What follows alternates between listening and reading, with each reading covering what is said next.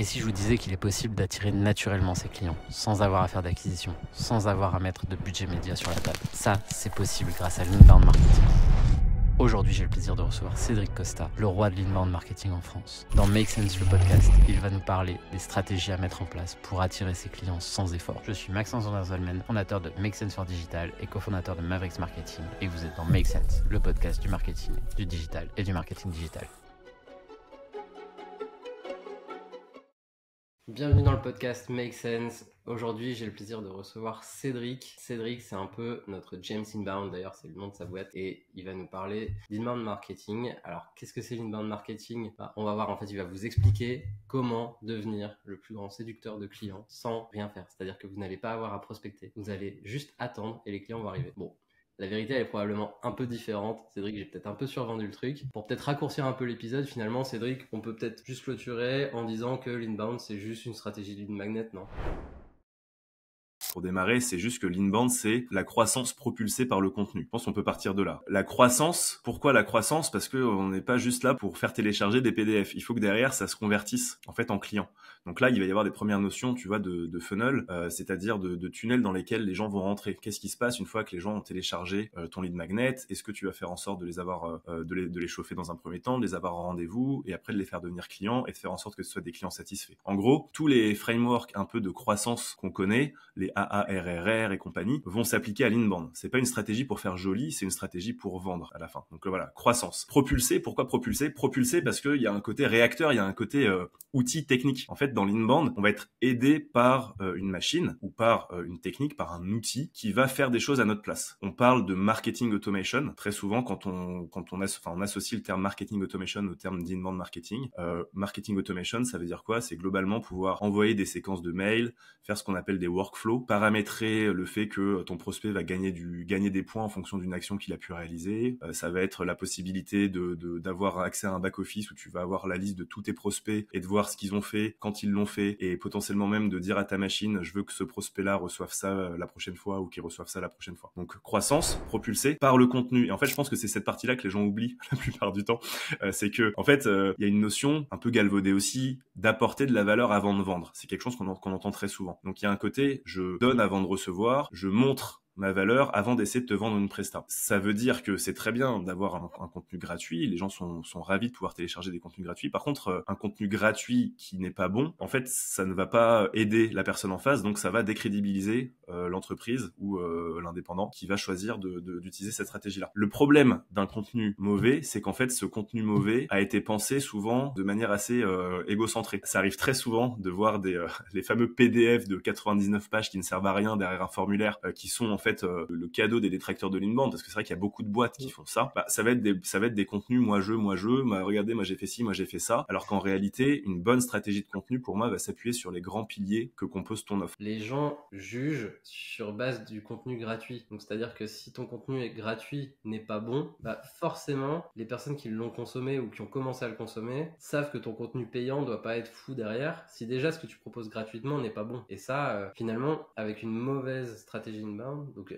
en tout cas une mauvaise stratégie de contenu plus globalement, tu te fais plus de mal que de bien, puisque c'est comme si tu te baladais avec une pancarte qui dit surtout ne travaillez pas avec moi, ce sera nul. Et ça, il n'y a pas moins bonne publicité à mon avis sur la place publique. Je suis évidemment d'accord avec toi. Ton mauvais contenu te décrédibilise, et j'ai envie de rajouter quelque chose. Là, t'as tout dit là-dessus, mais c'est aussi que c'est pas parce que t'as un bon contenu qui va être téléchargé. En gros, moi je dis souvent que ton contenu gratuit, tu dois le considérer comme un contenu payant. Tu vas devoir l'amplifier et le promouvoir comme un contenu payant. C'est pas parce que c'est gratuit que les gens vont se l'arracher ton contenu en fait. Donc il y a quand même un travail de diffusion à faire. Ouais, ça rejoint aussi un point que je dis souvent à mes clients quand il y a des arbitrages à faire. C'est, je dis en gros, t'as deux grandes variables de toute façon dans la vie de toute boîte ou même de tout salarié. C'est soit t'as du temps, soit t'as de l'argent. Bon là, ton contenu il est gratuit, mais par contre, tu vas quand même demander du temps aux personnes pour le consommer, quel qu'il soit finalement. Même un PDF de 4 pages, si elles sont très très bien, etc.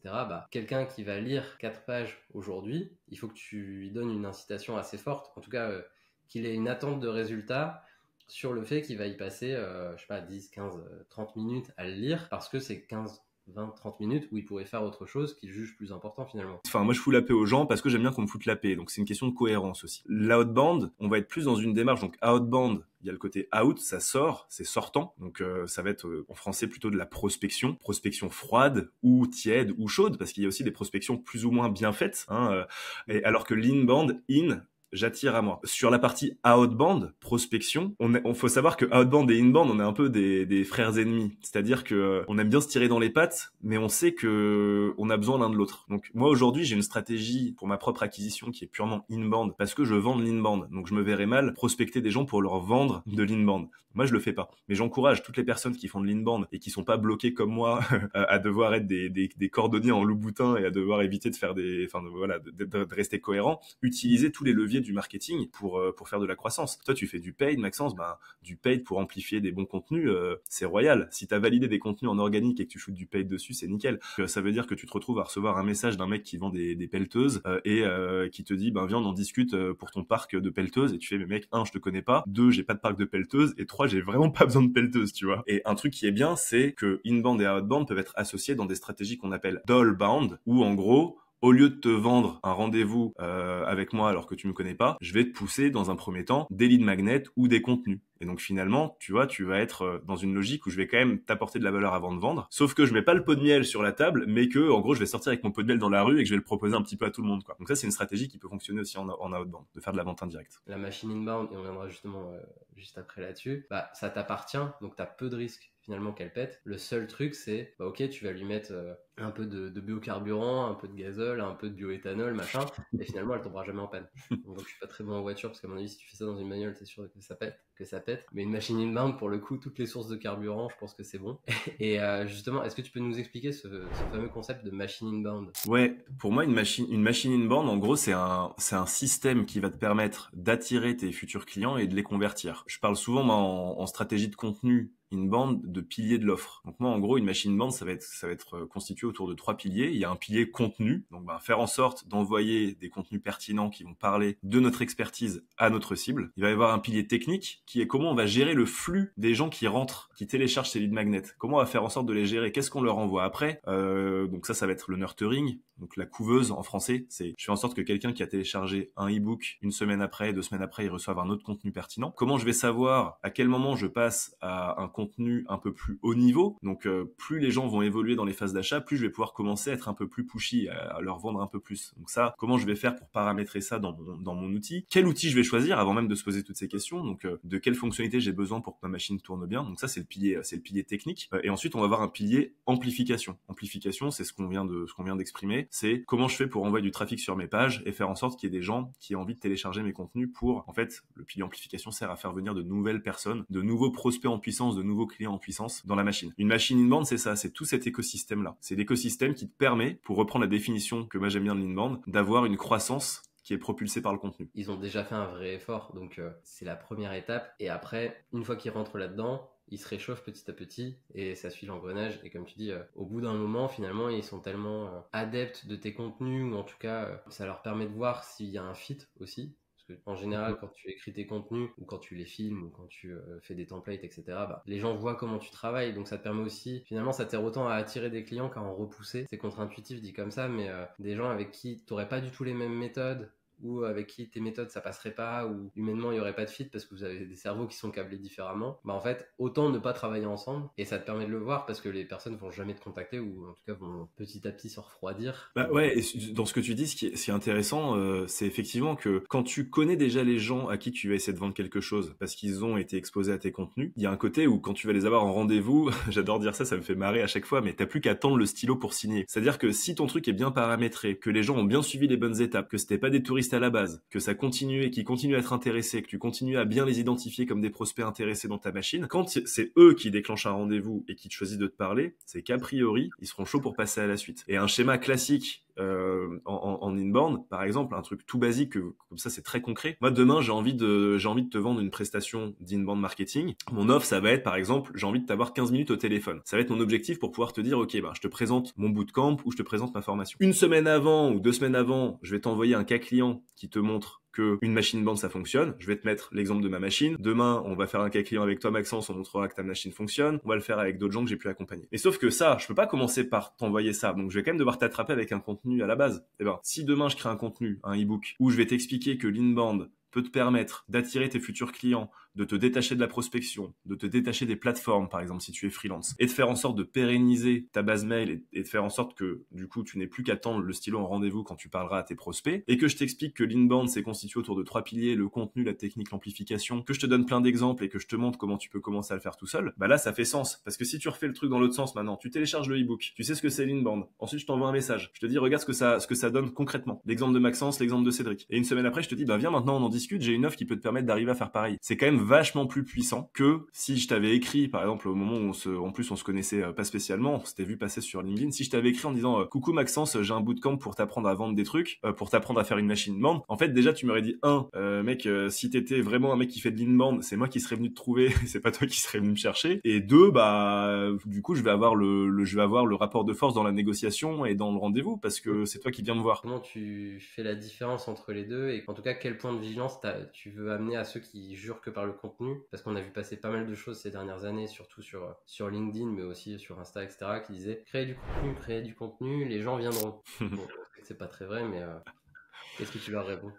Bah, je pense on peut prendre l'exemple de LinkedIn. Je pense que tu as pu avoir pas mal de personnes qui écoutent le podcast depuis LinkedIn. Un exemple de ce réseau. Donc, des gens qui vont te dire, en gros, publie sur LinkedIn et tu vas obtenir des clients. Bon, c'est en partie vrai parce que c'est vrai que LinkedIn, c'est quand même le réseau sur lequel ta cible est censée être. Donc, si t'es pas trop teubé et que tu arrives à aligner deux mots, à expliquer ce que tu fais, que t'es bon dans ce que tu fais et que t'as montré que t'avais accompagné des personnes sur ce que tu faisais, logiquement, tu es censé pouvoir attirer des clients avec LinkedIn. Le problème, si tu ne fais que du LinkedIn, c'est que tu es dépendant d'une plateforme qui n'est pas la tienne. Donc demain, LinkedIn choisit de te dégager ou choisit de changer sa politique, sa politique et sa réglementation et de se dire qu'en fait elle veut plus voir ta tronche. Ben tes 10 000, 20 000, 30 000 abonnés, tu pourras plus les exploiter. Donc l'inbound, c'est un premier intérêt qui est de déplatformer l'audience que tu as récupérée sur un outil qui est pas à toi, sur une plateforme qui n'est pas la tienne. Il y a un côté où on est locataire en fait sur un réseau social. Donc c'est une manière de se réapproprier sa base pour pouvoir vendre directement à sa base. Ça c'est une première chose.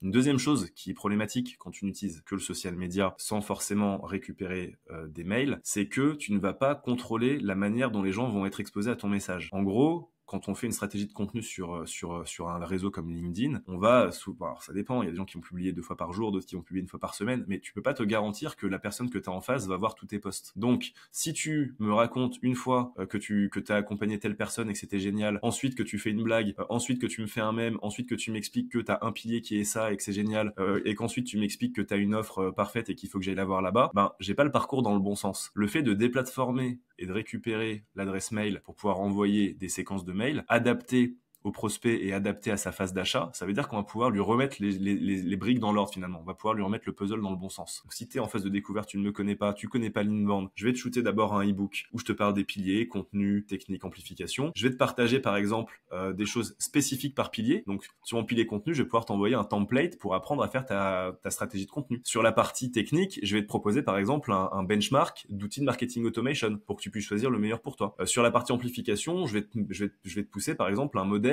de post LinkedIn que tu vas pouvoir utiliser pour faire en sorte de déplatformer ton audience. Tu vois, ça c'est la phase de découverte. Sur la phase d'évaluation, je vais te pousser des cas clients parce que tu as déjà mangé tout le reste. Donc tu es censé savoir un petit peu ce que je te raconte avec mes piliers et mon expertise. Donc quand je vais te proposer un cas client, là tu vas comprendre de quoi il s'agit. Tu vas ah putain, pas con. Le mec non seulement il a l'expertise qui m'a exposé avant et en plus il a pu le faire pour des gens, dont lui. Ça me rassure. Et après seulement je vais envoyer un message. Ça tu peux pas vraiment le faire sur LinkedIn. Les gourous de LinkedIn et des gens qui sont très forts et qui savent vendre sur LinkedIn ont toujours une énorme audience. C'est un peu l'effet regardez, moi j'y arrive donc je peux vous apprendre à faire pareil. Sauf que moi ça fait 3 ans que je le fais et en plus on sait que surtout sur LinkedIn c'était un peu Bagdad à l'époque, t'avais pas des règles où t'étais limité en nombre d'invitations. Enfin, tu vois, tu prends moi je suis sur LinkedIn depuis novembre 2020 en publication régulière, donc j'avais pas mangé de ce pain là, mais à l'époque t'avais pas ces restrictions sur le nombre d'invitations par semaine, sur le nombre de messages, etc. Donc tu pouvais très très vite monter finalement à ta limite de 30 000 contacts premier niveau en utilisant des outils, chose qui est plus possible aujourd'hui.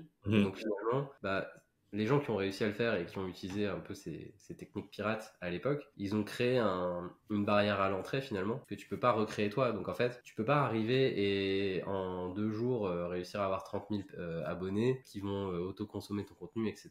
Sauf accident, évidemment, il y a toujours 1% des gens où par hasard ils font un contenu qui part viral et ça marche, etc. Mais le commun des mortels qui est normalement la majeure partie du monde, bah tu peux pas réussir à percer aussi facilement que ça. Tu peux même rétro-calculer la valeur d'un lead. Si tu sais qu'en entrée, bah, tu sais qu'il y a 10, 20, 40% des leads qui arrivent et qui finissent en phase d'achat. Sur ces leads en phase d'achat, t'en convertis, par exemple, les 60% dont tu parlais. Bah, en fait, tu multiplies ça par ton panier moyen et tu sais combien vaut un lead en entrée. C'est nous, en tout cas, côté paid, ce qui nous permet de dire, bah, ok, on est prêt pour tel ou tel à mettre 5, 10, 20, 50, 60 euros pour avoir un lead. Parce que finalement, ça dépend du panier moyen et il n'y a pas de... Enfin, tu me corriges, mais nous, on n'a pas remarqué qu'il y a un coût par lead idéal ou commun, parce que ça dépend toujours de ce que tu vends. Est-ce que tu peux faire de l'inbound finalement si tu connais pas vraiment ton persona, ton ICP, donc Ideal Customer Profile? Oui, alors oui, pour moi, on peut créer une stratégie d'inbound sans audience. Clairement, ça va être plus dur, parce que quand on a déjà une audience, on a juste à dire coucou l'audience, télécharge mon lead magnet.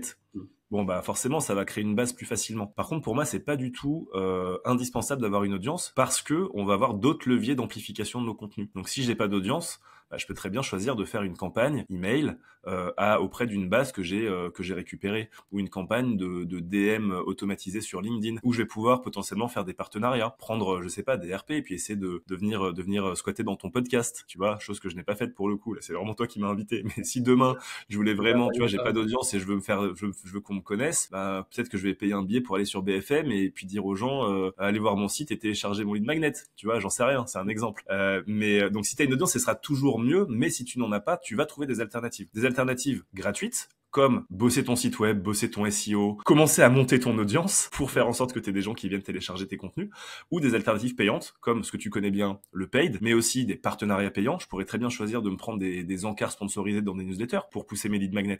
Tu vois, tout ça c'est possible sans audience. Donc avec audience c'est mieux, mais sans audience c'est aussi possible. C'est aussi très cavalier de penser que tout le monde lit tout ton contenu, enfin que des gens lisent tout ton contenu. Moi tu vois, je te suis depuis un moment sur LinkedIn, je vois passer des posts. En plus moi j'ai même activé la cloche pour toi pour voir ce que tu postes et tout. Et même en faisant ça, je vois pas tous tes contenus parce que je suis pas non plus connecté H24 sur LinkedIn. Donc t'imagines si en plus on se connaît pas, que j'ai pas activé.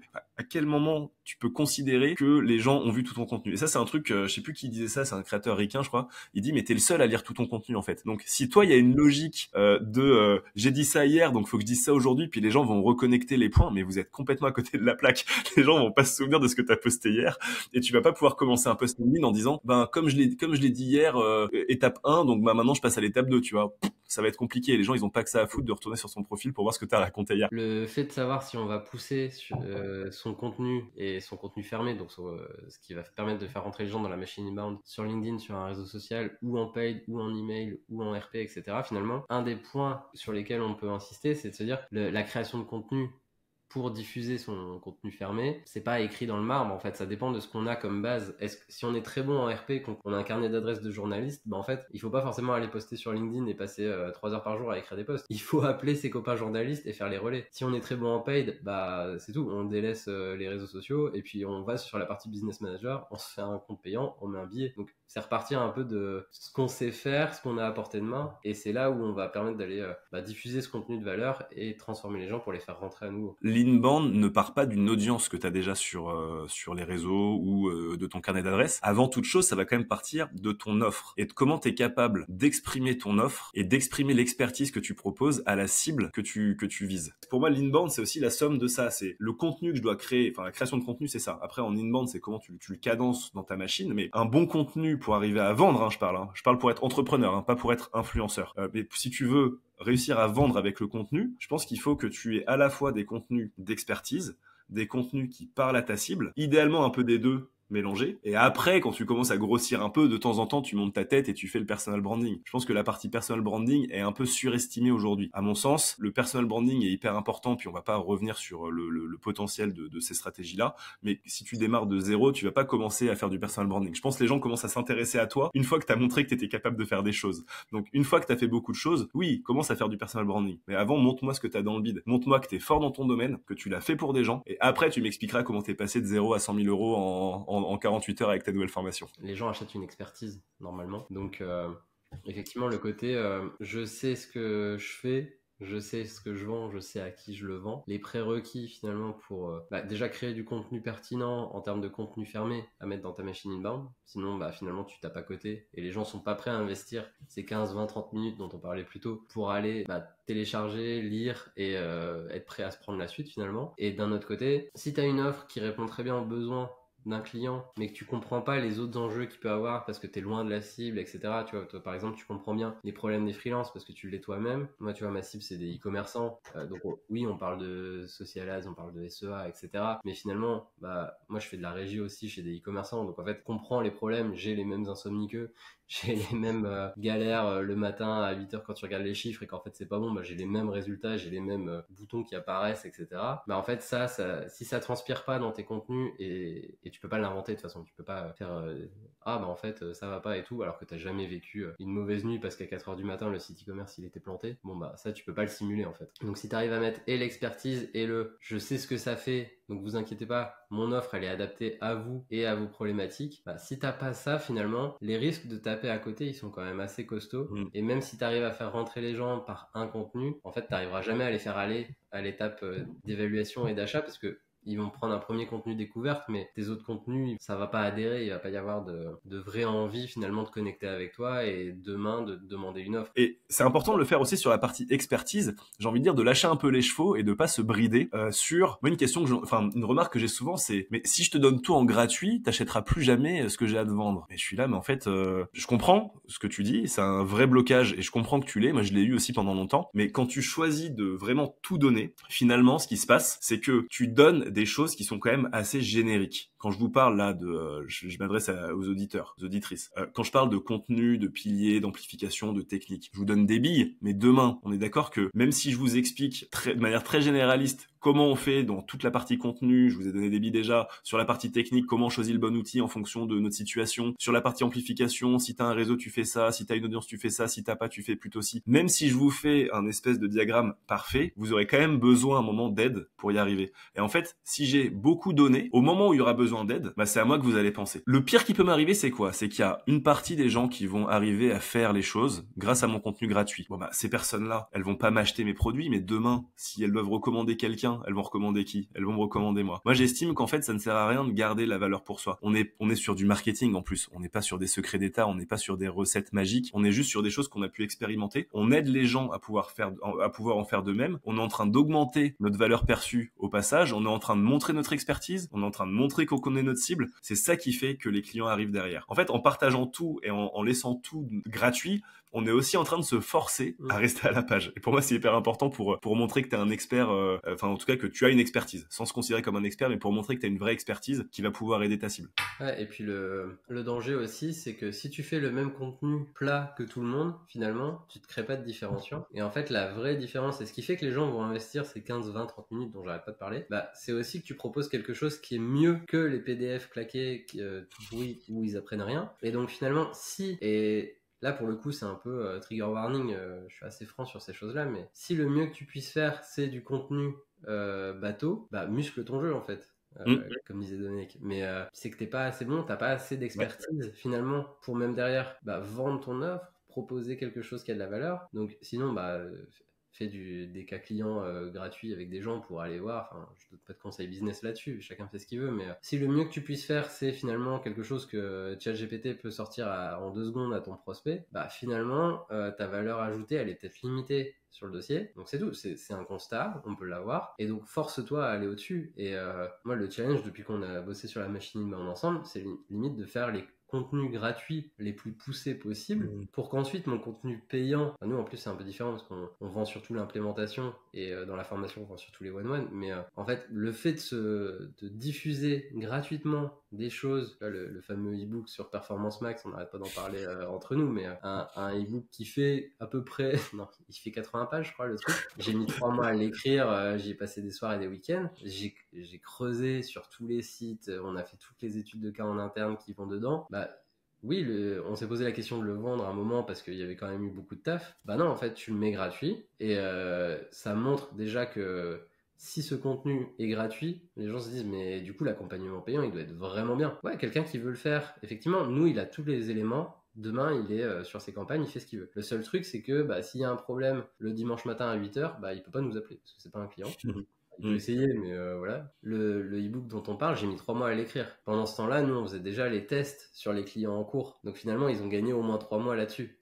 Et donc, tu as cette notion de temps où si tu attends qu'il y ait une ressource gratuite, tu vas être... en fait, tu sais que tu n'auras pas les choses en avant-première. Et donc, ça incite les gens à signer avec toi pour avoir toujours les résultats de ta veille, etc. Et donc, en fait, ils savent qu'il y a une valeur ajoutée derrière. Donc, ne pas se retenir, effectivement, c'est peut-être un conseil qui va passer au-dessus parce qu'on se dit ouais mais en fait ils font ça mais je suis sûr ils ont des recettes secrètes, des machins, etc. En fait il n'y a pas de recettes secrètes, c'est juste tu partages et puis charge à toi d'avoir une veille, d'être en continu sur ton métier pour faire mieux, pour amplifier justement cette expertise et proposer des choses encore plus héroïstes à tes clients ou autres. Mais se retenir là-dessus, c'est prendre le risque, ce qu'on disait aussi, c'est prendre le risque que les prospects potentiels se disent ouais en fait il a pas d'identité, il est pas différenciant, donc en fait il propose la même chose que tout le monde et tu crées pas ce lien finalement avec tes prospects qui est justement ce que tu vas chercher en inbound, c'est de se dire tiens il y a un truc qui accroche, je veux bosser avec lui. Quand tu as fait une bonne machine inbound qui est bien, qui est bien polie, qui a le carburant dans le moteur, elle a toutes les sources de carburant possibles, etc. Est-ce qu'il y a une fin? Genre, est-ce que tu te dis à un moment, ok, là, elle est aux petits oignons. Je sais que tu adores cette question. Elle est vraiment géniale. Là, ma machine inbound, je n'y touche plus. C'est parfait. Je ne touche plus. Je vais me tirer une balle dans le pied, hein, mais malheureusement, non, tu peux jamais dire qu'elle est finie. En fait, il y a un côté où tu pourras toujours optimiser. De toute façon, je pense que quand t'es en entrepreneuriat, quand t'es dans de la création de contenu, quand t'es même face à une expertise, moi je fais des arts martiaux par exemple, c'est comme me poser la question, est-ce que tu peux dire quand t'as la ceinture noire que t'as terminé? Non, c'est un nouveau départ. Et moi j'estime qu'en fait, à chaque fois que t'as atteint une certaine étape, tu redeviens le débutant pour te faire aller à celle d'après en fait. Et il y a un côté où, tu vois, par exemple, une première étape pour ta machine inbound, ça peut être de se dire, mon but c'est d'avoir un lead magnet qui pousse ensuite un cas client, qui pousse ensuite une offre. En fait, c'est un peu un tunnel. Tu vois, je télécharge quelque chose, une semaine après, je reçois un cas client, une semaine après, je reçois l'offre. Ça, c'est la première étape. Quand tu finis ça, bon, ok, t'as compris. Là, c'est facile à comprendre et à concevoir que t'es pas allé au bout du potentiel de la machine inbound. Donc, tu vas dire, ok, je vais aller à l'étape 2. L'étape 2, ça va être, maintenant, je vais créer d'autres contenus de phase découverte. Donc, d'autres contenus type, je sais pas, je vais créer un blog, je vais créer un podcast, je vais créer d'autres lead magnets. Je vais faire en sorte de les mailler avec le premier que les gens ont téléchargé. Ensuite, je vais peut-être muscler mes cas clients, je vais en rajouter un deuxième, un troisième et je vais pousser mon offre. Mais une fois que t'as fait ça, est-ce que t'as fini? Non, t'as pas fini parce que tu pourras toujours ajouter du contenu à l'infini, tu pourras toujours ajouter de nouveaux épisodes sur ton podcast, ajouter de nouveaux lead magnets, ajouter de nouveaux cas clients. Tu pourras toujours monitorer un petit peu les résultats que tu as à l'intérieur de ton outil. Donc tu vas aller vérifier tes séquences, regarder les taux d'ouverture, les taux de clics et te dire mais punaise, ce contenu que je croyais génial, pourquoi il a des taux de merde? Ça veut dire qu'il faut peut-être que je le dégage en fait de ma machine. Donc tu auras toujours en fait des choses à faire. Et si tu veux aller toujours plus loin, tu auras envie de garder que les meilleurs contenus. T'accepteras que des fois tu as passé 72 heures sur un e-book qui n'intéresse personne. Tu te remettras en question et tu te diras comment je fais en sorte que le prochain il soit lu. Qu'est-ce qui a merdé? Et en fait, c'est une remise en question constante. Pour moi, c'est un peu un parallèle avec il y a un parallèle avec les arts martiaux en fait dans l'inbound. Moi qui suis pratiquant de jiu-jitsu brésilien notamment et de boxe, non, tu peux jamais dire que t'as terminé. Par exemple, je prends l'exemple du MMA, t'as 3 disciplines, tu vas avoir une partie debout, une partie amenée au sol, une partie sol. T'as jamais terminé. T'imagines la densité des choses que tu dois savoir. Même les champions actuels ne te diront pas je suis au bout du jeu. Les seuls qui vont dire je suis au bout du jeu, c'est ceux qui sont au sommet de la montagne de la stupidité, là, tu sais, de l'effet Dunning-Kruger, parce qu'ils ont tellement pas conscience de tout ce qu'il y a à faire qu'ils vont te dire oui j'ai fini ma machine inbound ou oui j'ai terminé le MMA, tu vois. T'as gravi la première colline et tu te dis ouais je suis le roi du monde et tout et en fait t'aperçois au loin qu'il y a l'Everest, ah ouais en fait il y a 3000 mètres d'écart. Okay. Ouais, et puis tu vois, regarde, je te fais l'exemple avec les piliers de l'inbound. Sur la partie contenu. Déjà, la partie contenu, tu vas pouvoir créer des contenus fermés, donc des contenus derrière formulaire, des contenus ouverts. Donc tes contenus fermés, ça va être des choses du type des e-books, des infographies, des templates où tu vas me donner des exemples de roadmap, des checklists, des choses comme ça. Tes contenus ouverts, tu vas avoir du blog. Blog, typiquement, c'est infini. Du podcast, c'est infini. Tu vas avoir potentiellement de la vidéo YouTube, des choses comme ça, c'est infini. Tu vas toujours pouvoir faire plus de vues, tu vas toujours pouvoir faire plus de téléchargements. Donc tu vas toujours pouvoir optimiser. Sur ta partie technique, tu vas avoir constamment des choses à faire pour optimiser, je le disais ça, les taux de clics, les taux d'ouverture potentiellement de tes mails. Et sur la partie amplification, tu n'auras jamais non plus terminé. Si tu es très bon sur LinkedIn, par exemple, moi j'utilise quasiment que LinkedIn pour faire mon amplification de contenu, parce que j'ai la chance d'avoir une audience sur LinkedIn. Si je voulais aller beaucoup plus loin, je me mettrais peut-être au SEO. Puis t'as jamais fini le SEO, t'as jamais fini LinkedIn, parce que moi aujourd'hui, donc en fait toi tu en parleras quand tu seras dans la phase d'évaluation, quand les gens auront besoin, je sais pas, de voir tes cas clients, si t'es un SaaS, quand ils auront besoin de comprendre les fonctionnalités que tu proposes. Tu m'en parleras en phase d'achat, quand on se rencontrera, tu parleras un peu de toi. Mais si tu me parles de toi directement dès le début dans tes e-books, dans tes contenus découvertes, pour moi c'est un gros piège. En fait c'est une question de ratio aussi. Je te dis pas de pas du tout parler de toi. L'encart qui se cache derrière ce e-book, sur un e-book, il est top. Si tu as bien aimé cette introduction à l'inbound marketing, je t'invite à découvrir la suite dans la partie 2 de cette vidéo.